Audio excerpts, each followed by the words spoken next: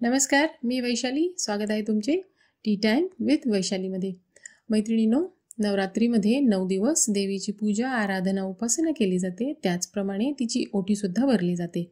ज्यांच्याकडे घटस्थापना केली जाते आणि ज्यांच्याकडे घटस्थापना केली जात नाही त्यांनी सुद्धा आपल्या घरातल्या जी देवी आई आहे, आपली कुलदेवी आहे, त्याची सुद्धा या नवरात्रीमध्ये आपण नक्कीच ओटी अशा प्रकारे भरायची आहे. तर याबद्दलचा माझा आजचा व्हिडिओ आहे. व्हिडिओ आवडले तर लाईक, शेअर आणि सबस्क्राईब नक्की करा. तर इथं मी तुम्हाला सर्वात आधी हे सांगत आहे की आपल्या घरामध्ये जर घटस्थापना केली नसेल तरीसुद्धा आपल्या घरामध्ये जी आपली कुलदेवी आहे, देवी आहे, त्याची मूर्ती, फोटो काही असेल तर तुम्हाला नवरात्रीमध्ये त्यांची सुद्धा ओटी नक्की भरायची आहे. तर ही ओटी जी आहे ही आपल्याला कधी भरायची आहे, तर ही ओटी तुम्ही 9 दिवसात कधीही भरू शकता. पण सर्वात शुभ दिवस म्हणजे आपण अष्टमीच्या दिवशी अशा प्रकारे ओटी भरली तर खूपच छान होईल. तर या ओटीमध्ये तुम्हाला यथासामर्थ्य भरायचे आहे. म्हणजे आता तुम्ही जर ओटी भरणार असाल तर तुम्ही तुमच्या सामर्थ्याप्रमाणे भरायचे आहेत. महत्त्वाचं जे आहे की प्रत्येक ठिकाणची परंपरा वेगळी असते, त्याच्याप्रमाणेच ते लोक ओटी भरत असतात आणि त्यांचे साहित्यसुद्धा त्याच्याप्रमाणे असतात. तर याच्यात जे महत्त्वाचे साहित्य आणि कशी ओटी भरायची हे मी तुम्हाला आता पुढे दाखवणार आहे. तर ओटी जी आहे तुम्ही साडीने सुद्धा भरू शकता आणि तुम्ही फक्त ब्लाऊज पीस म्हणजे खण, काठाचा जो ब्लाऊज पीस असतो त्याला खण म्हणतात, तर त्याच्याद्वारे सुद्धा तुम्ही फक्त खणाचा ब्लाऊज पीस घेऊन त्यांनी सुद्धा ओटी भरू शकता. आणि तुम्हाला जर इच्छा आहे की तुम्ही साडीने भरायची आहे तर तुम्ही साडी आणि ब्लाऊज पीस दोन्ही घेऊन सुद्धा तुम्ही ओटी भरू शकता. फक्त एवढं लक्षात घ्या की साडी कॉटन किंवा सिल्कची असावी आणि रंग जे आहे ते तुम्ही एकदम डार्क गडद निळा किंवा काळा रंग हा वापरायचा नाही. लाल, पिवळा, गुलाबी अशा प्रकारचे तुम्ही कलर घ्यायचे आहेत. याच्यासाठी तुम्हाला सर्वप्रथम ओटी भरण्यासाठी जे महत्त्वाचे साहित्य आहे मी तुम्हाला आता दाखवत आहे.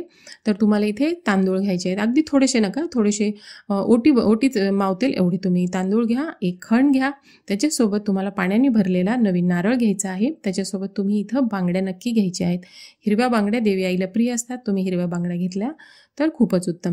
तुमच्याकडे वेणी असेल, गजरा असेल तर ते घ्या, नसेल तर तुम्ही फुले घेऊ शकता. अशा प्रकारे तुम्ही खोबऱ्याची वाटी, त्याच्यामध्ये हळकुंड, सुपारी, बदाम आणि खारीक असे सर्व साहित्य घेऊन तुम्ही तिथे ओटीवरती ठेवायचे आहे. इथे तुम्ही 5 फळ घेऊ शकता किंवा तुम्ही इथं केळीसुद्धा फळ म्हणून 5 केळीही ठेवू शकता.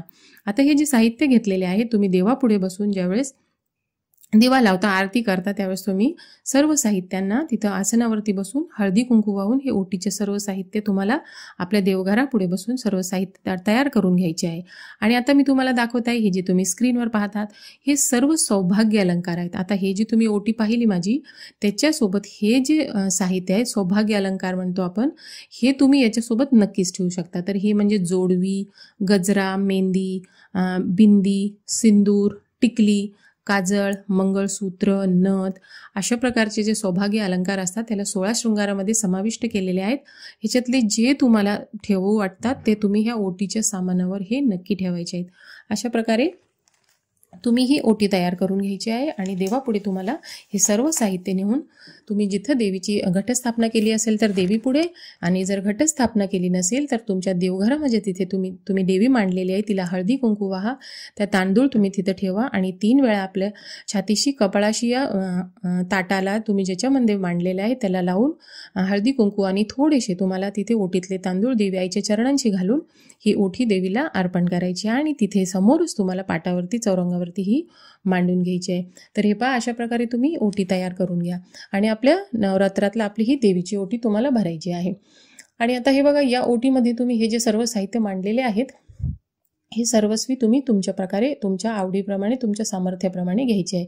आणि हे ओटीचे सामान जे आहे हे नंतर तुम्ही एखाद्या सवाष्णी स्त्रीच्या ओटीमध्ये घातले तर हे खूपच छान होईल.